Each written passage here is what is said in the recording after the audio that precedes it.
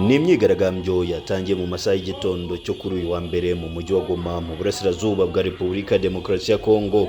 Abigaragambya bari bagwiriyemwo abagize amashyirahamwe atabogamiye kuri leta yo mu mujyi wa Goma, cyane urubyiruko ndetse na societe civile.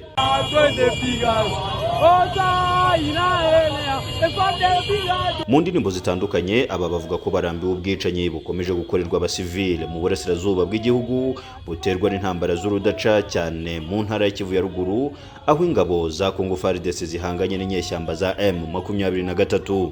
Urugendo rw'abigaragambyaga rwatangiriye muri Rond-Point Signers ihuza imihanda itatu, umwe uva Goma ujya Nyiragongo na teritwari ya Rucuru, uva mu mujyi rwagati ukomereza muri Sake mu teritwari ya Masisi, n'undi werekeza ku biro bya guverineri w'intara ya Kivu ya ruguru. Mbere y'uko batangira urugendo rwabo bari batangaje ko rugarukira mu mujyi muto wa Sake. Aba babanje gutwika amabendera y'ibihugu bitandukanye birimo Leta Zunze Ubumwe za Amerika, Ubumwe bw'Uburayi, Uganda ndetse n'Ubufaransa. Abarenga 300 bari bitabiriye imyigaragambyo, bose barashinja umuryango mpuzamahanga ndetse n'ibindi bihugu bimwe byo muri Afurika gufasha abarwanyi b'umutwe wa M23 mu ntambara uhanganyemo n'ingabo za Congo FARDC. Aba kandi barashinja ibi bihugu kugira uruhare mu bwicanyi bukorerwa abakongomani mu burasirazuba bwa Kongo.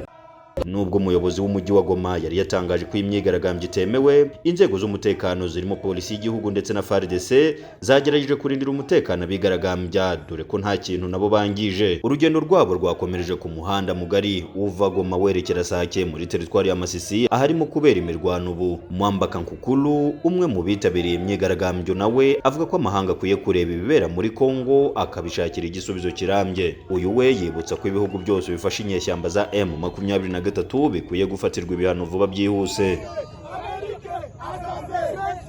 Nyuma imyigaragambyo yaje guhindura isura, maze inzego z'umutekano zitatanya abigaragambyaga zibatera ibyuka biryana mu maso. Aha ni nyuma y'urugendo rw'ibirometero 14 aba bakoze bava mu mujyi rwagati bagera hazwi nka Rond-Point SSLK muri quartier ya Lac Vert muri commune ya Goma. Ibi ntabwo byanyuze abari bateguye imyigaragambyo, batangira bavuga ko ubuyobozi bwa Kongo budafite ubushake bwo kurangiza intambara mu gihugu. Bamwe barasaba ko ambasade z'ibihugu bifasha M23 zifunga mu masaha 72. Iyi myigaragambyo mu mujyi wa Goma ibaye mu gihe hashize icyumweru kimwe gusa habayeho indi myigaragambyo ikaze mu murwa mukuru Kinshasa, aho abaturage bigaragambyaga basaba ko izi ambasade zifungwa.